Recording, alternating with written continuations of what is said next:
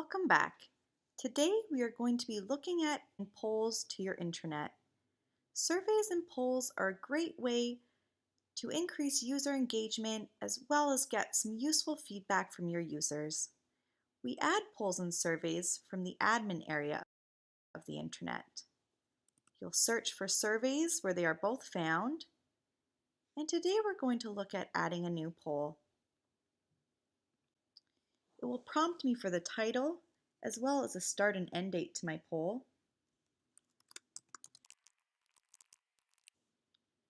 I will create the poll, and then it provides me with a few more options.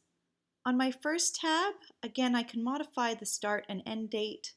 I can have a completely anonymous poll if I would like.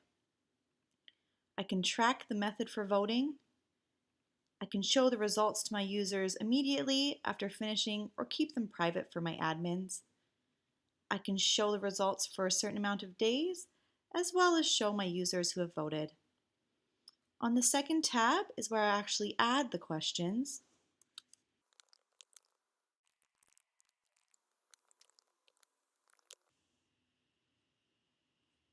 On my third tab is where I will find my permission picker and choose the users who I would like the poll to be available to. I'll apply those permissions, and now my poll can be found active on the home page or on one of my menu bar pages. As a user, I can also find polls from my notifications application. If I go into the wheel, and here on the right hand side, I can see a full list of my polls and surveys.